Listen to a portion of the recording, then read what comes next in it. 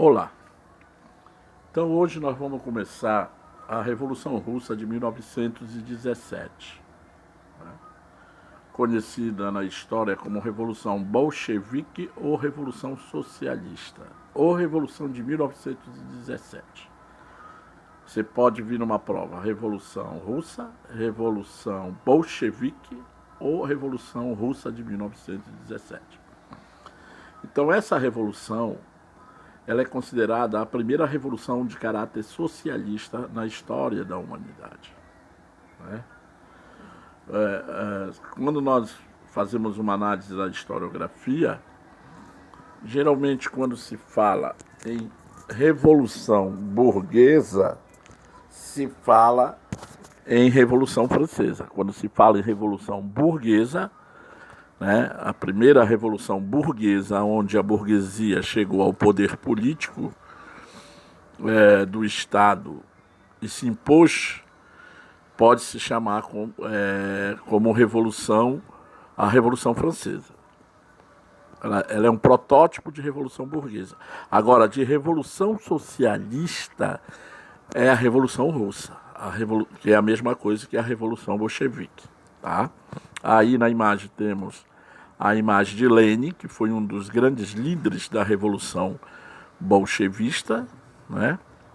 Ou socialista. Tá? Foi um grande líder, por sinal, o primeiro a governar a Rússia após 1917, após a Revolução Bolchevique. Tá? Então, para nós entendermos a Revolução Socialista, nós devemos entender como era a Rússia, o que era a Rússia, como ela se caracterizava. Não é? Na verdade, se você fizer uma análise da Rússia no início do século XX, a Rússia era esse império, esse grande império, né? Que tinha uma grande parte do seu território encravada na Ásia, né? E a outra parte na Europa Oriental. Tá? Então, como diz o historiador Hilário Franco Júnior, a Rússia era um grande império que herdou da Ásia, né? Que herdou da Ásia a tradição naquele momento e importou da Europa Ocidental o marxismo, né? Porque o marxismo vai ser a teoria científica, econômica e política que vai ser a base ideológica da Revolução Socialista que vai ocorrer lá. Tá? Então, na verdade, a Rússia era esse grande império, né? Constituído por várias etnias eslavas que estavam sobre um processo de dominação. Esse império ele se forma ali pelo século XV e XVI, né? E que ocorre o processo de russificação, tanto na Ásia como na Europa, que começa com o Ivan, né? E depois o Ivan III e o Ivan IV. E depois essa russificação ela se concretiza no século XIX com Pedro, o Grande, né? Tem o Ivan, o que é o primeiro que governa esse império. Depois vem Ivan II, que é o Ivan o Terrível. Olha como é chamado. O Ivan Terrível, porque as conquistas desses territórios ela era feita de forma extremamente violenta. Então, a dominação desse grande império, a subjugação de outras etnias menores, chama-se russificação, né?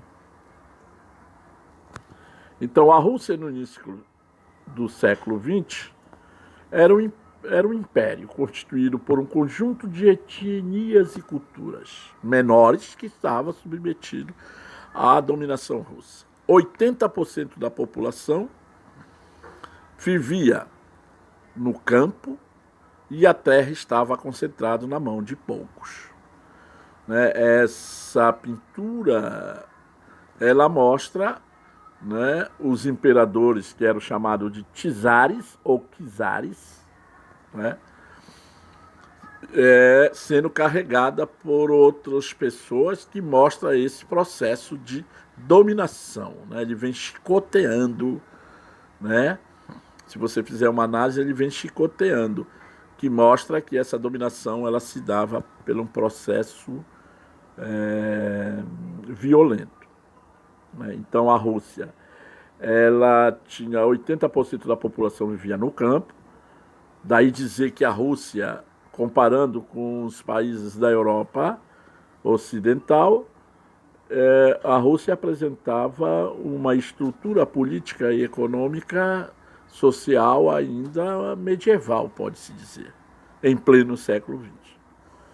Né? Então nós vamos ver que a Rússia, comparando com os países da Europa na época, era um país atrasado, que ainda era governado por imperadores, né? Que ainda estabelecia um trabalho de mão de obra baseado na servidão compulsória no campo, daí as pessoas viverem 80% no campo, nas grandes propriedades, que eram propriedades de poucos. Né?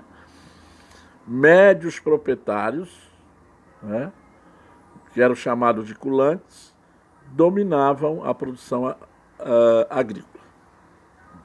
Então, por essa característica, a Rússia ela teve uma industrialização tardia, foi comandada pelo capital europeu ocidental, sobretudo alemão, belga e francês. Então, olha aí, a Rússia era um país agrário, pode-se dizer com grandes traços ainda que lembram o feudalismo, e que ela se atrasou num processo de industrialização, e que a sua industrialização é uma industrialização dependente do investimento do capital externo. Lógico que essa estrutura de poder, né, onde no topo da pirâmide social estava o czar, czar vem do russo, quer dizer imperador, né, e czar, que é a mesma designação, vem do grego, que quer dizer César, czares, Césares, tá? Que também tem o mesmo significado. Então você imagina uma pirâmide, que lá em cima estava quem? O czar, né? O imperador, que se dizia representante de Deus na Terra, né? Que seria uma espécie de a maior autoridade política e a maior autoridade divina. Ele chegava a ser até cultuado como uma divindade de certo modo, né? Com poderes até místicos. Tá? Abaixo do imperador estava quem? Os grandes proprietários rurais, né? Que geralmente os czares vinham da família desses nobres, e do outro lado a igreja, né?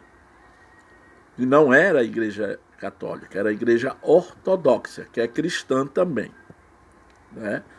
Então, no topo da pirâmide estava a família do czar, abaixo, como base de sustentação do poder desses czares, estavam os grandes proprietários rurais e a igreja ortodoxa. Logo abaixo vinha os militares, né? E ao lado dos militares estava os burocratas, a burocracia, que eram funcionários públicos geralmente corruptos. Tá? E os militares, na qual as forças, as maiores patentes estavam na mão dos filhos dos proprietários de terra. O filho do camponês, o máximo que chegava era ser soldado. Então, né, o que é que você chega à conclusão? Né?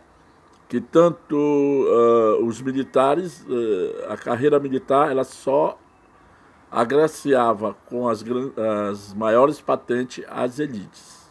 Tá?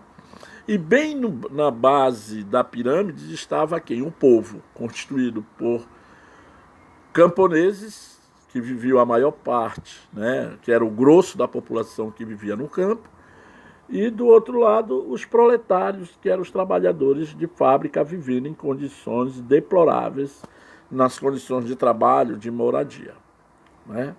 Logicamente, né, que essa estrutura social, política, que beneficiava uma minoria, representado pelo clero ortodoxo, pelos militares, pela burocracia, pela nobreza e pela própria família dos czares, né, que eram os imperadores, que representavam apenas 5% da população. O resto era constituído de do povo que vivia na miséria. Então, lógico que diante, né, desse modelo, diante do regime conhecido como czarismo, vai haver um movimento de oposição. Surge na Rússia o Partido Operário Social Democrata Russo, que era um partido formado por intelectuais, né? Por intelectuais, em oposição ao regime czarista. Esse partido,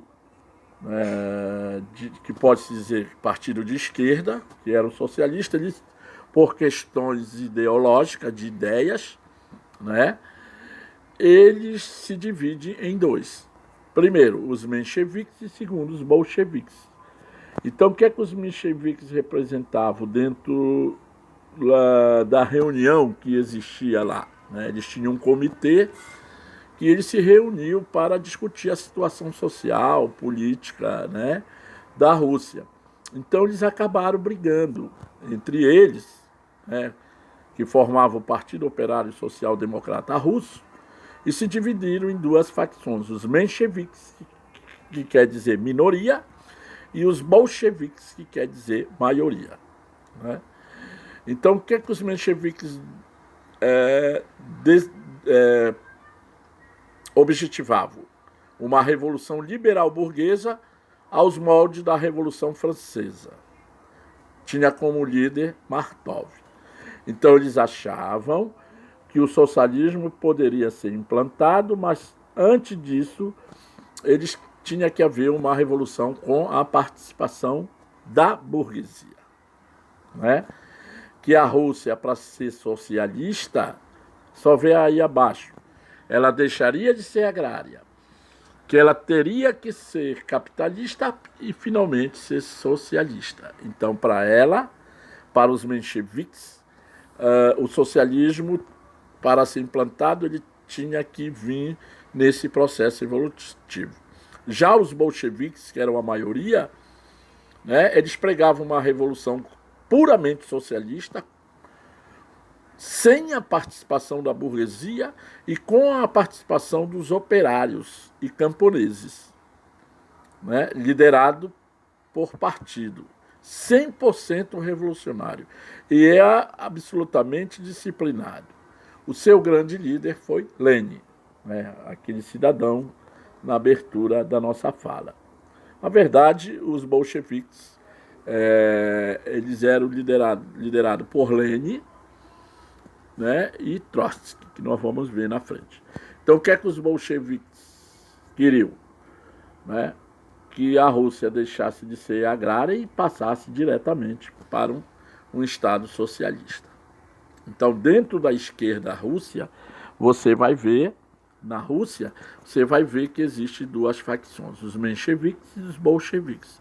E aí embaixo os cadetes. Que eram os cadetes? Eles não eram socialistas, era um partido constitucional democrata formado pela burguesia, politicamente fraco.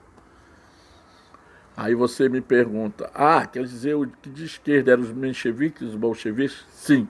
Eles pensavam da mesma forma? Não. Eles tinham diferenças ideológicas.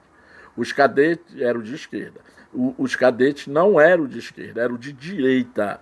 Representavam os interesses burgueses. Tá? E por que ele era fraco? Porque, como nós vimos anteriormente, a Rússia teve uma industrialização tardia, dependente do capital internacional, e isso fez com que a burguesia não fosse tão politicamente forte se comparando com os países capitalistas existentes na Europa na época.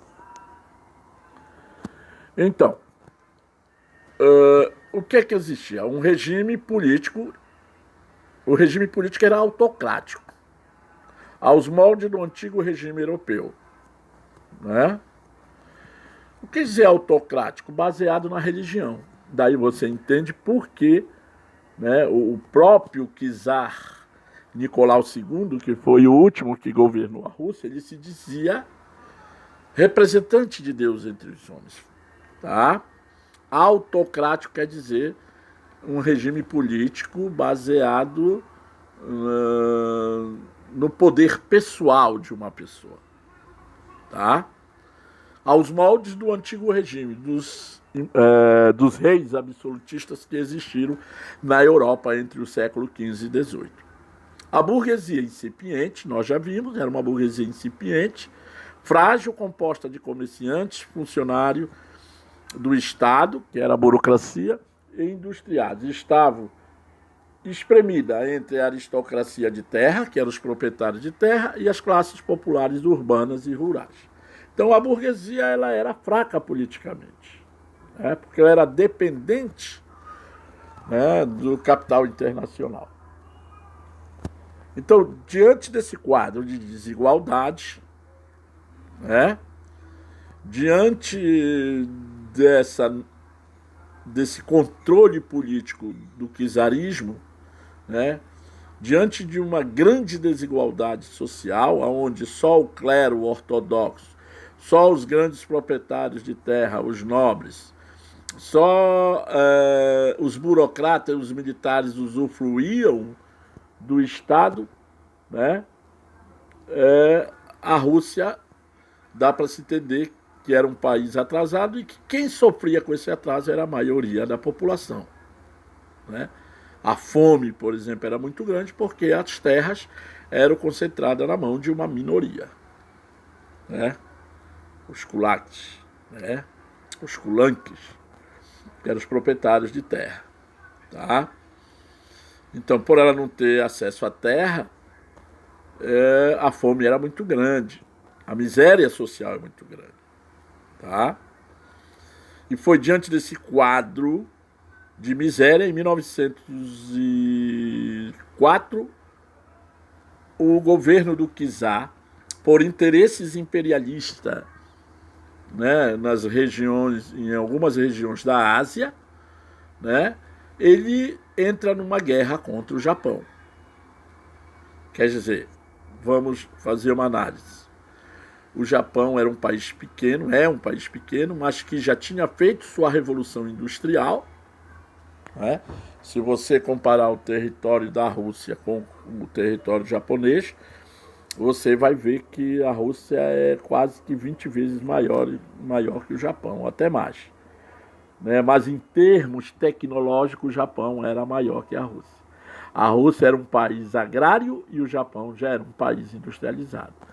Ou seja, o czar vai declarar guerra aos japoneses em 1904 e a população não queria essa guerra. Por que não queria? Porque ia agravar mais a situação de miséria. Mas mesmo assim, né, o povo, ele foi, e o povo, né, que até naquele momento via o czar como protetor, né, tanto que o povo chamava o czar Nicolau II, que foi o último que governou, chamava de paizinho. Eles vão para a rua, 250 mil pessoas vão para a rua para protestar contra a guerra russo-japonesa, os efeitos da guerra, né? E o que é que ocorre? O czar dá ordem pessoal para atirar em mulheres, crianças desarmadas. Isso ficou conhecido na história como Domingo Sangrento, porque foi num dia de domingo. E essa foi chamado por Lenin como um ensaio geral. Por que ensaio geral? Porque naquele momento ficava evidente que o czarismo, né, era um sistema político e econômico opressor. Né?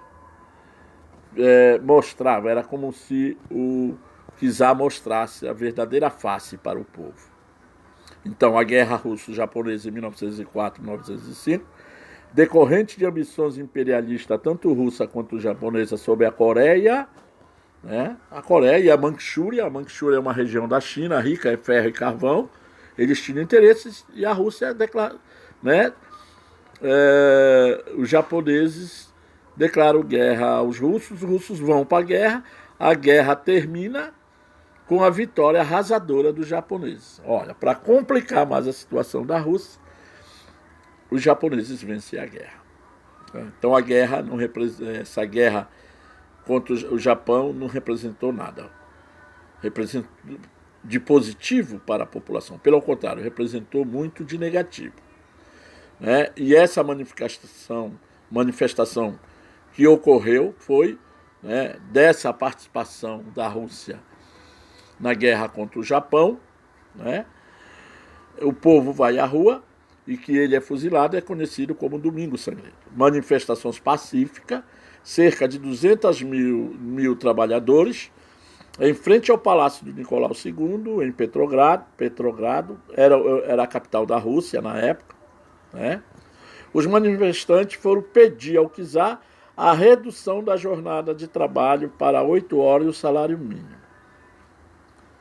A guarda do palácio dissolveu a manifestação a tiros, matando mais de 1.000 pessoas.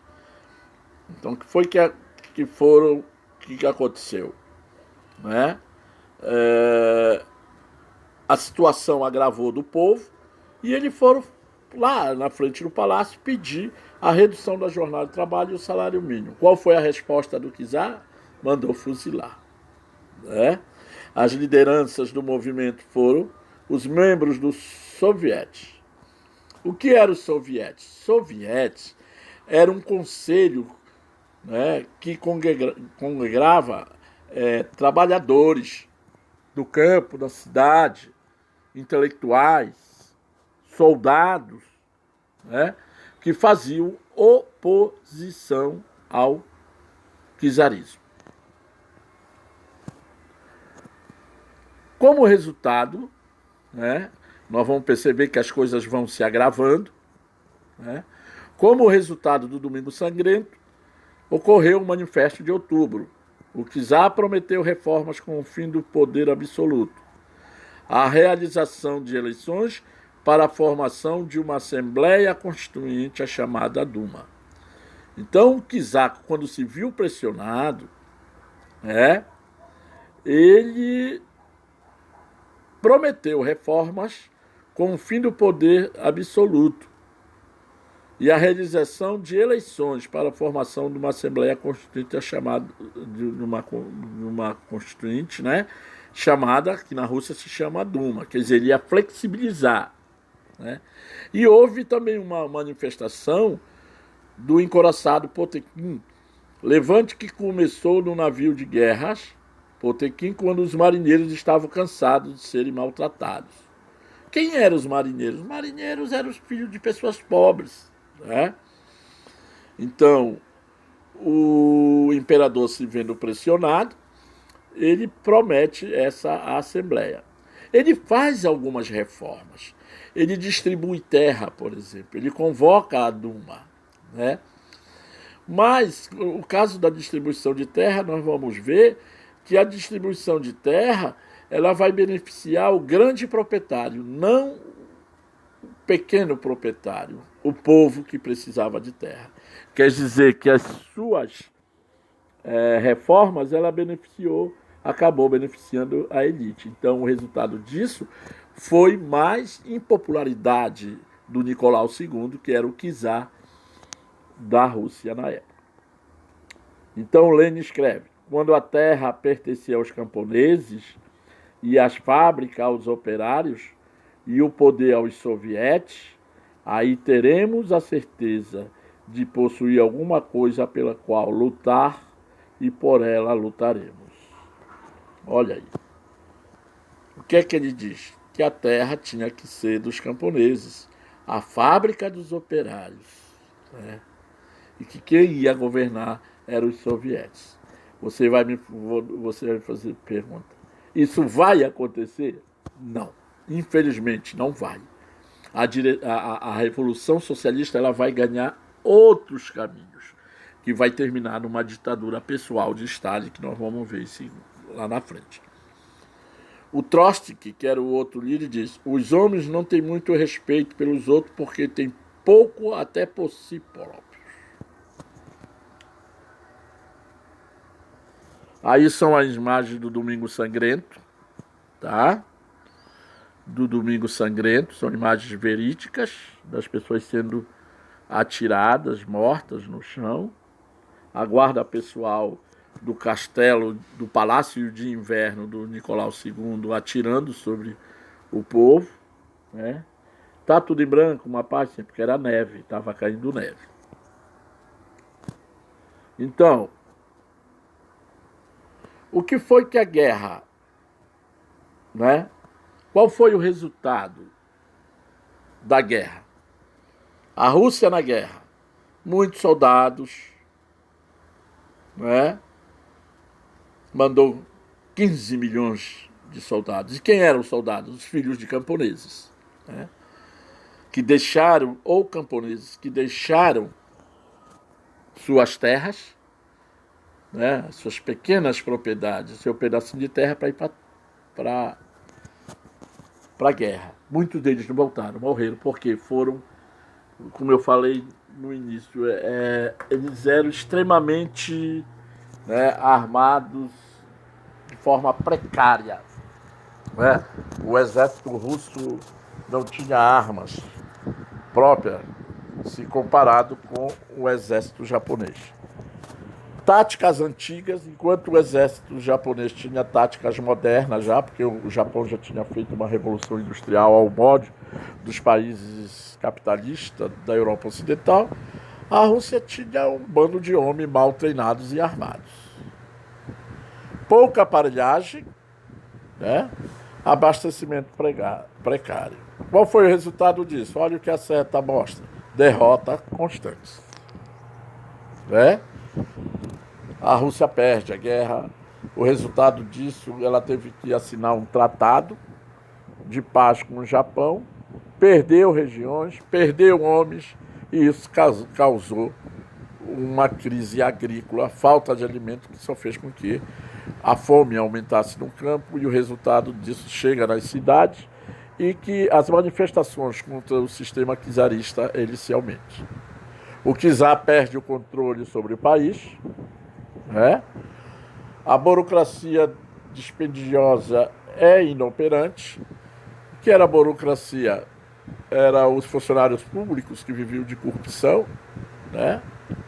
O misticismo causa maior descrédito do czar sobre o povo, né? O Rasputin, né, que era uma espécie de místico protetor, né? E conselheiro do czar, né? Ele passa a ser questionado. Uma crise econômica, que é o pior de todos os resultados. Mais de 5 milhões de mortos, guerra, fome, doença, né? Qual é o resultado? O czar Nicolau II é deposto. Fevereiro de 1917. Professor, já é a Revolução Bolchevique? Não. Ainda não é a Revolução Bolchevique. Os bolcheviques participam dessa Revolução de março de 1917. Aí você pode dizer, fevereiro, março, porque é o calendário russo, tá? Em alguns livros vem março, em alguns outros vem fevereiro, tá? Porque o calendário russo era diferente do nosso. Ocorre a Revolução Branca. Por que Revolução Branca? Porque ela não é a Revolução Socialista. Ela é a Revolução de março ou de fevereiro de 1917, feita por quem? Pelos mencheviques, né? E pelos cadentes. Né? Os mencheviques não queriam que o capitalismo que se implantasse um sistema liberal para depois o socialismo? Sim. Olha, eles chegam no poder com o apoio dos cadentes. Tá? Então, um governo de coalizão. O que quer dizer coalizão? De aliança entre os mencheviques e os cadentes. Né? A instalação de um novo governo chefiado pelo príncipe Lvov, constituído por elementos da Duma, que era o parlamento, aristocratas e burgueses. Uma exceção era o ministro da Justiça, um ex-socialista revolucionário chamado Alexandre Kerensky. Tá? O Kerensky era ex-socialista que agora ia participar desta Revolução Branca. Esse governo provisório. Tá? O que é que o Kerensky faz? O que é que ele herda aí, né? Ele herda um país em caos. Perdeu uma guerra para o Japão, teve que assinar um acordo de paz que lhe causou imensos prejuízos territoriais e econômicos. O que é que ele faz? Ele tenta passar uma ideia de que o seu governo era mais liberal que o czar. Né? E o que é que ele faz? Concessão de anistia aos presos políticos. Ora, quem estava no exterior, quem se encontrava no exterior que não podia voltar para a Rússia? Lenin e Trotsky. Esses dois que aparecem aí, que é justamente eles que vão fazer lá na frente, em outubro, a Revolução Bolchevique de 1917. Os historiadores dizem que o Trotsky, querendo agradar, querendo dar uma de democrata, ele acaba dando um tiro no pé. Por quê? Quando ele concede anistia aos presos políticos, inclusive aos exilados, anistia quer dizer o perdão, o Lenin e o Trotsky voltam para a Rússia e eles começam a pregar, né, os ideais bolchevistas da Rússia. Dentro de uma Rússia agravada por uma crise econômica que vai aumentar com a participação na Primeira Guerra, não deu outra. Ocorre a Revolução Bolchevista em outubro de 1917. Ah, professor, quer dizer que a de outubro já é socialista? Sim. Tá? Então, o Kerensky, ele comete um erro. Qual foi? Ele permanece com a Rússia na guerra, na Primeira Guerra Mundial. Né? Repara bem, houve a Primeira Guerra em 1904 e 1905, tá? A guerra contra o Japão, tá? Só que em 1915, ele participa, ele entra na guerra, já o czar, né, ainda era o czarismo, ele entra na guerra com interesses imperialistas e interesses pressionado pela burguesia. O Nicolau II, que foi o último czar, ele entra na Primeira Guerra. E o povo não ia suportar mais uma guerra. Já tinha saído da guerra contra o Japão, agora o czar entrava na Primeira Guerra Mundial. Né? O resultado da Guerra do Japão foi o Domingo Sangrento. Né? E o Kerensky, né, que participou da Revolução Branca de março de 1917, o que é que ele faz? Ele permanece na guerra, que era uma medida impopular, porque o povo não queria mais guerra. A fome, em vez de diminuir, a miséria aumentava. Né? Para compensar, ele deu liberdades individuais, ele deu redução de jornada de trabalho de 10 horas, liberdade de imprensa. Isso foram medidas populares, mas o povo, embora ele quisesse a liberdade individual, a redução da jornada de trabalho e a liberdade de imprensa, né, que não tinha durante o czarismo, que ele estava concedendo, mas ele permanecia na guerra. Isso foi um grande erro. Né? Porque quando ele permanece na guerra, quem se encontrava já na Rússia? Lenin, que já andava pela Rússia propagando os ideais de uma revolução socialista. Né? Ele começa ele publica as teses de Abril, porque foi em Abril que ele chegou na Rússia, ele voltou do exílio. O que eram as teses de Abril? Uma espécie de programa do partido sintetizado em duas ideias.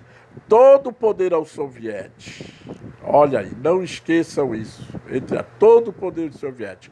O que era o poder aos sovietes? Era o conselho que reunia quem? Trabalhadores, proletários, trabalhadores de fábrica, camponeses e soldados intelectuais. E olha o que ele prometia nas teses de Abril. Paz, que era o que o povo queria. Terra, era o que o povo queria, porque a terra era na mão de uma minoria. E pão. Se tivesse paz, teria terra. E se tivesse terra, teria pão. E tendo pão, não haveria fome. Entenderam? Então,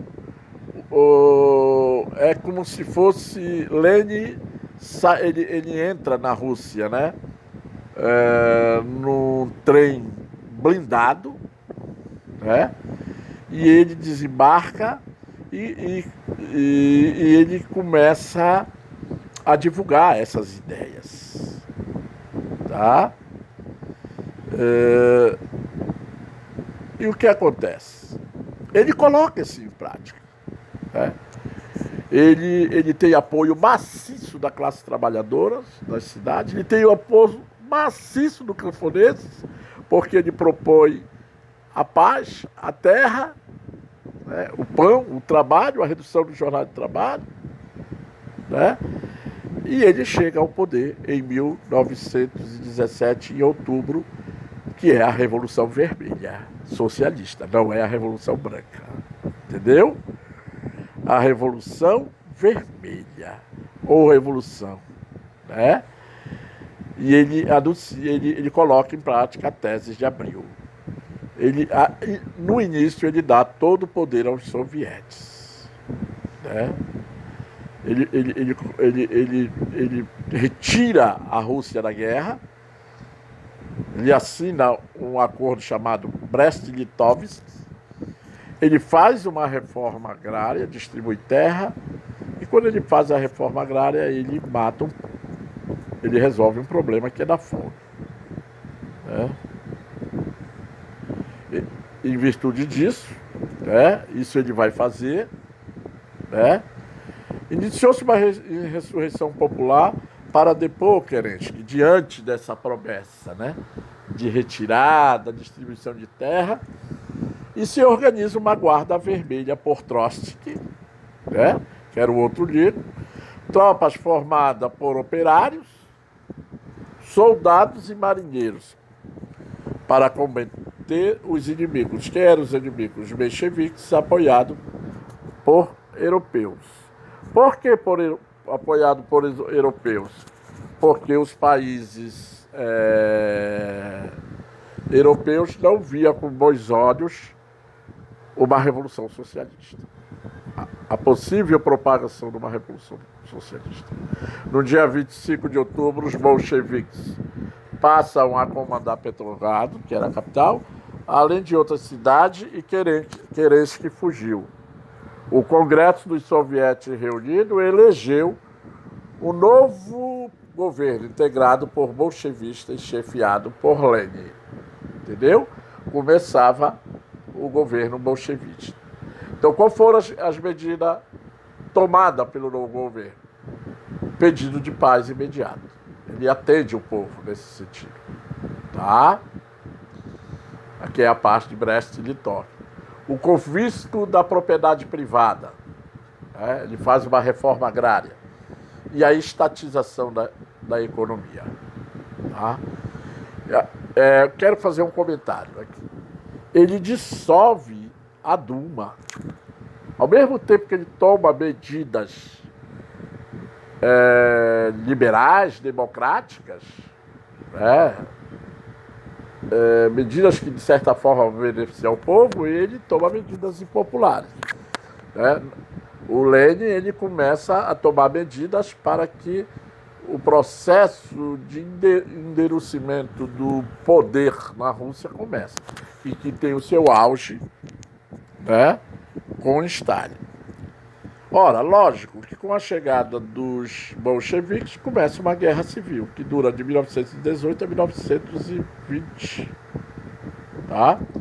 As forças políticas ligadas à monarquia russa buscam uma contra-revolução. O auxílio econômico de Inglaterra, França e Japão para derrubar o governo bolchevista, né? Inicia-se uma guerra entre o exército branco, que era formado por os contra-revolucionários dentro da Rússia, com o apoio da Inglaterra e França e Japão para derrubar, né, o governo socialista, e o Exército Vermelho, constituído por operários camponeses, principalmente, né, que chegou a constituir 25 milhões de soldados. Ocorre uma guerra civil, olha aí, a Rússia entra numa guerra, agora uma guerra interna. E o Exército Vermelho, que é socialista, saiu vitorioso, e isso fez com que, né, os socialistas ganhassem e começasse a implantação do governo socialista. Né? Começa a estatização. O que é a estatização? Foi chamado de comunismo de guerra. Comunismo de guerra é quando as práticas comunistas são colocadas durante a Guerra Civil, que consiste na estatização, né, e o endurecimento político. Né? O que seria a estatização? O Estado, olha, a palavra estatização vem do o Estado começa a intervir diretamente em todos os setores da economia e o endurecimento político por parte do Estado. A canalização dos recursos, tanto dos agrários quanto dos industriais, para o sustento de guerra.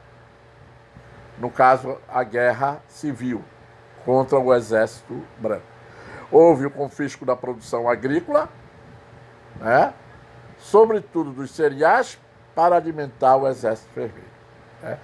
Tipo assim, tu era um pequeno produtor, de repente chegava lá o representante do governo com o exército vermelho, com alguns soldados, e dizia: olha, o que foi que tu colheu hoje? Ah, eu colhi 100 sacas de trigo. 98 vai para o Estado. Fica com 2 para ti. É cruel, né? O comunismo de guerra foi cruel. O povo começa a ser, né, como eu disse no início, o povo chega ao poder da Revolução Socialista? Não. Ele vai se fechando aos poucos. E a nova política econômica, cuidado com isso. Cuidado. Comunismo de guerra e nova política econômica, isso são vitais para o entendimento. Né? Que era uma política econômica mista. Por que mista? Porque a Rússia, né, ela tinha saído de 2 guerras, né, que foi a guerra contra o Japão e a Primeira Guerra Mundial, e agora entrava numa guerra civil. Né? E o que acontece?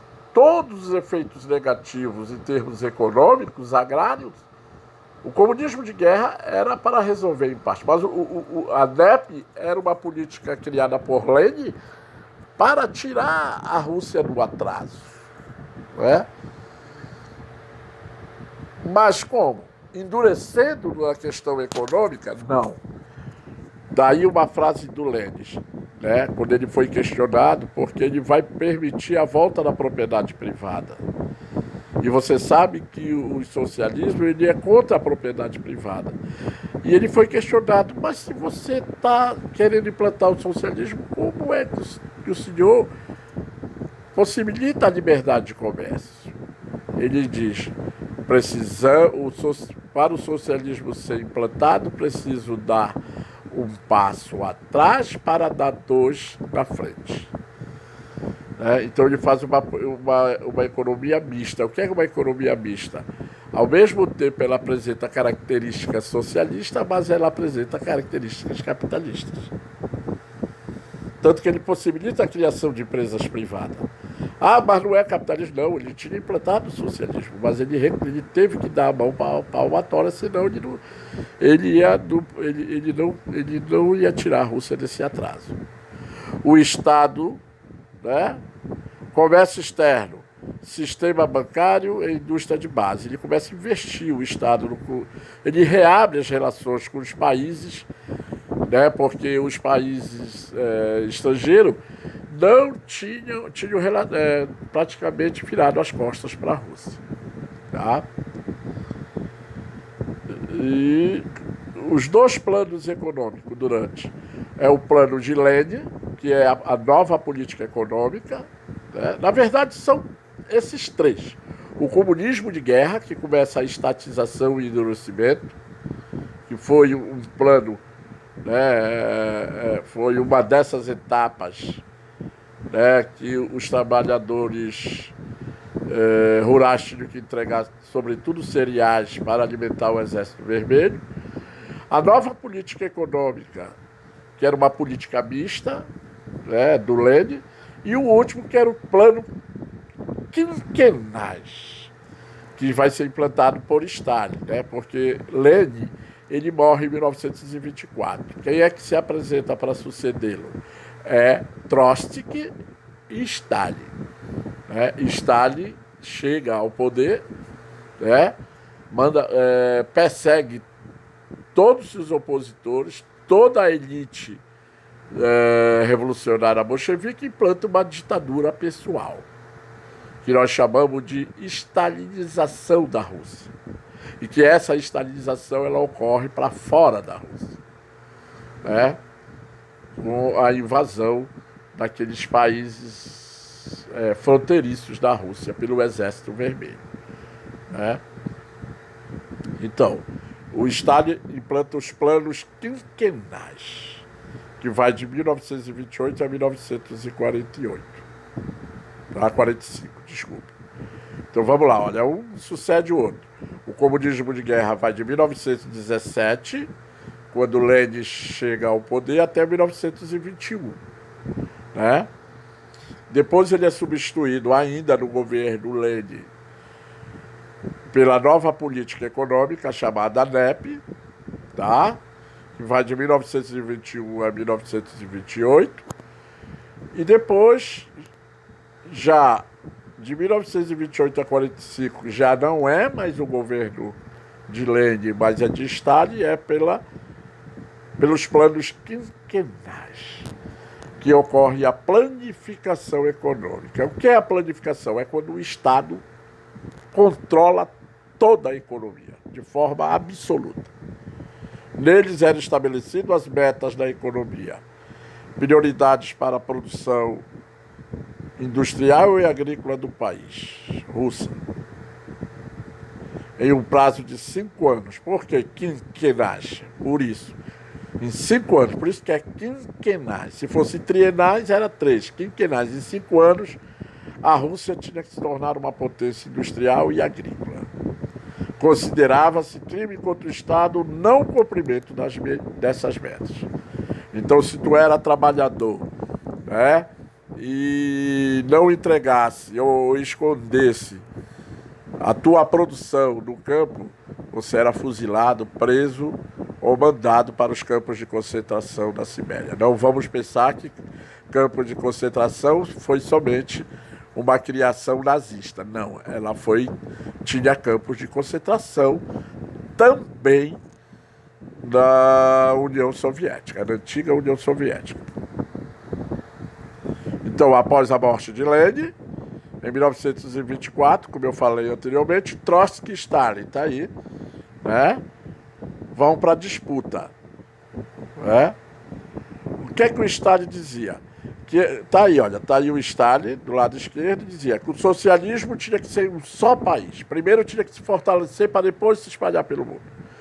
E o Trotsky dizia, não, que a revolução tinha que ser constante, que ela tinha que se espalhar para o mundo imediatamente. Né?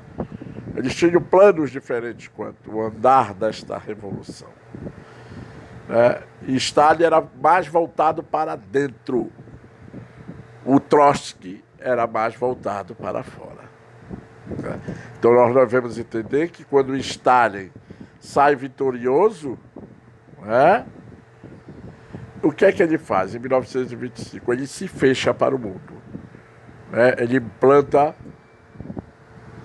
né, o controle total das populações fronteiriças. Ele invade a Estônia, a Letônia, a Estônia, a Polônia, a Iugoslávia, a Tchecoslováquia, todos aqueles, a Armênia já tinha sido invadida, tá?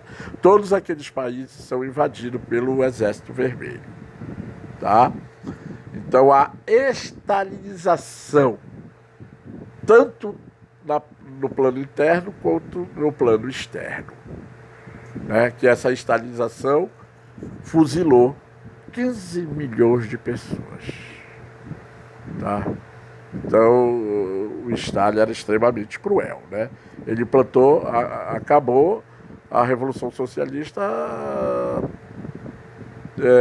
caminhando para o lado de uma ditadura pessoal, que foi a ditadura de Stalin, né? Se implantou o realismo russo. O que era o realismo russo? Era o controle das artes. Né? O teatro, por exemplo, só poderia fazer peças que enaltecessem o socialismo e a figura pessoal de Stalin, o regime. Você não poderia fazer uma peça teatral que contestasse o regime. Tá? Na literatura, no teatro, na música, na dança, né? Nos esportes, a Rússia se torna uma potência. Ela sai do Stalin, o lado bom disso aí, né? Muito embora a base de sacrifício de vida de milhões de pessoas, mas eu digo assim, o lado bom, entre aspas, foi que a Rússia se torna a terceira potência, né? A terceira potência econômica da Europa, né? Primeiro a Inglaterra, segundo a Alemanha, terceira a Rússia, né? O realismo russo era mostrar, né, foi um estilo artístico oficial da União Soviética, entre as décadas de 30 e 60, aproximadamente. Foi, na prática, uma política de Estado, olha, uma política para a estética, em todos os campos de aplicação da forma, desde a literatura até o design de produto, incluindo todas as manifestações artísticas e culturais soviéticas. Por exemplo,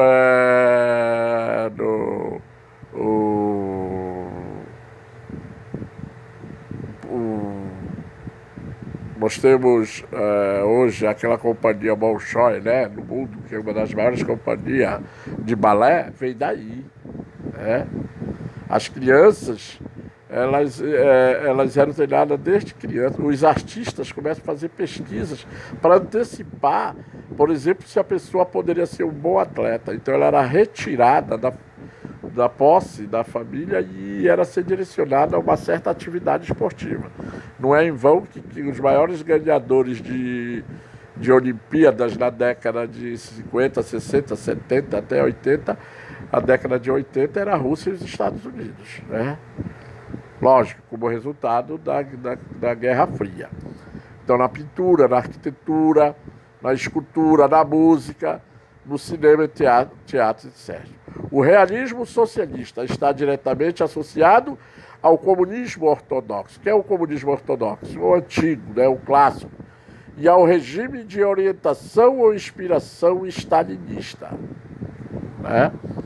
Então, o que é que nós devemos entender? O que existiu na Rússia na época do bolchevismo?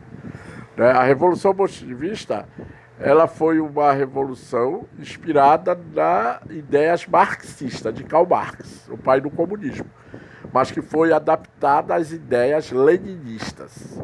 Então, stalinistas. Eu digo assim, não foram adaptadas, elas foram desvirtuadas, porque o Marx pregava uma sociedade mais solidária, né?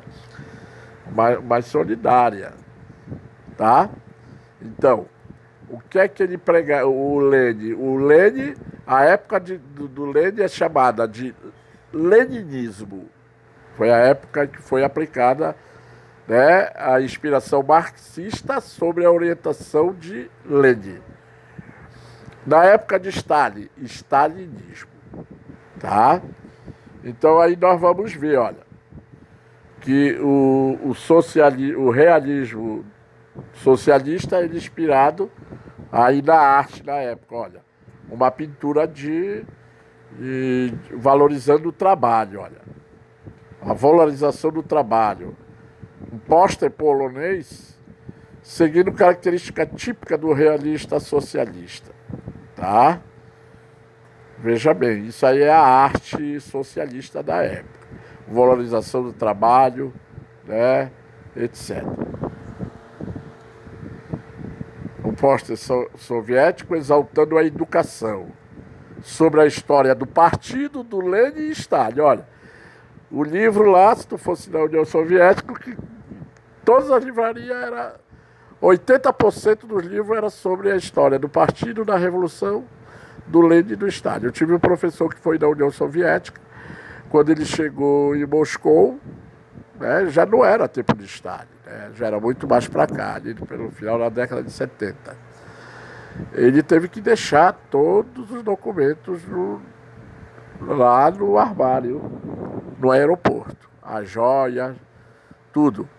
Ele só recebeu quando ele voltou do que ele tinha que fazer, né? Ele preencheu um formulário, havia um controle.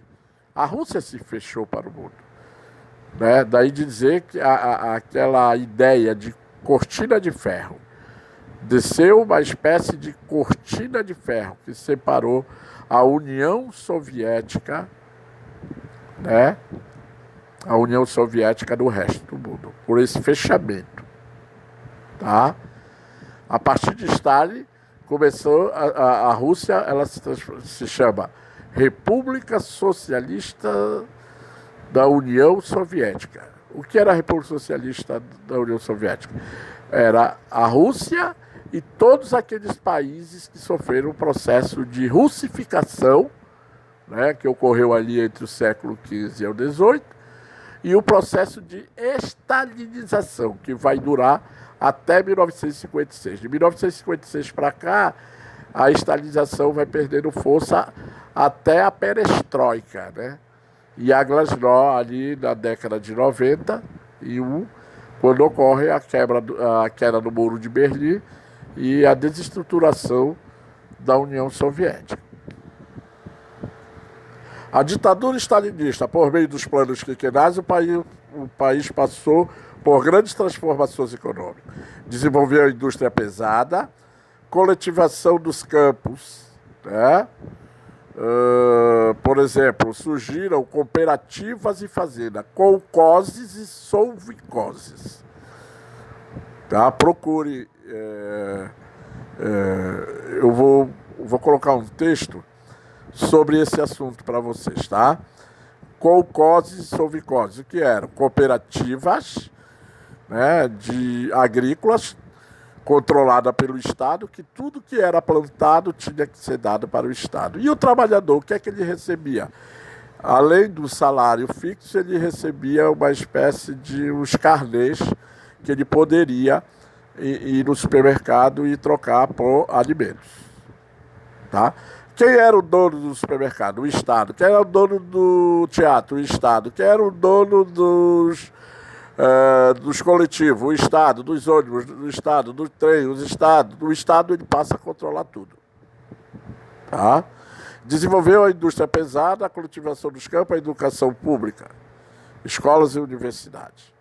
A ditadura perseguiu brutalmente todas as oposições. A ditadura do Stalin. Estima-se... desculpa, não é 15, né? É 1,5 milhão de mortos e execuções e 1,7 milhões de deportações, pessoas que tiveram que abandonar a Rússia, né? Continuidade da política dos gulags, o que seriam campos de concentração e prisões, tá? Que era uma política antiga chamada gulags. campos e prisões na Rússia. Que eram aquelas pessoas que porventura fossem contra o regime. Stalin dominou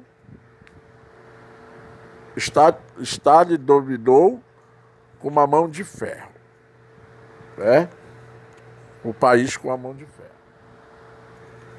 Tá aí a época stalinista, pessoas trabalhando em campos forçados na Sibéria, pessoas mortas, fuziladas, né?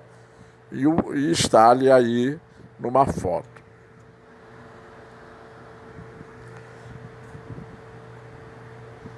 Tá? E aí é quando seria a Rússia, né? A Federação Rússia é o maior país do mundo. Isso é quando é a União Soviética, que depois ela vai se desmembrar, tá? E os países vermelhinhos aí que vão ser dominados, que vão formar a República da União Soviética. Kulaks, isso aí é uma espécie de dicionário. Kulaks, grupo muito reduzido, ou seja, a elite rural, eram os donos da terra, né, das propriedades. Duma, espécie de parlamento instituído em 1906. Guarda Vermelha, organizado por Trotsky, formada por tropas de operários, soldados e marinheiros para combater os inimigos, os mencheviques, apoiados pelos europeus.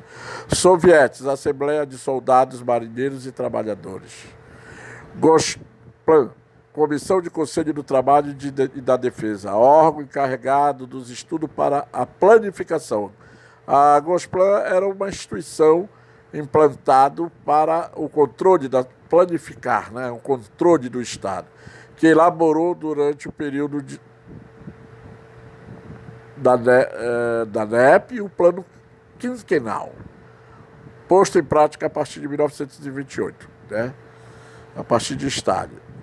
Solvicose, está aí, olha, fazendas estatais em que o camponês torna-se assalariado do Estado, né? E colcoses, cooperativa de produção, onde os camponeses recebem pequena parcela da terra que ele pode explorar para si, tá? E socialismo real, modelo stalinista de socialismo baseado na planificação econômica, burocratização, ultracentralização adotado mundialmente. Seria o Estado, né, tomando conta da economia, da arte, da cultura, da política, né? Foi a ditadura stalinista, que ela vai, os outros governos vão sucedê-lo, né? Mas a partir de 1956 isso aí começa a se enfraquecer, que em 1990 vai acabar com a desestruturação, né, com a queda do Muro do Berlim e a perestroika. Eu acho que vocês já devem ter estudado em geografia. E a glasnost do Gorbachev. Ok. Obrigado. Assistam e deem um alô lá, por favor, para me saber quem assistiu a videoaula. Muito obrigado.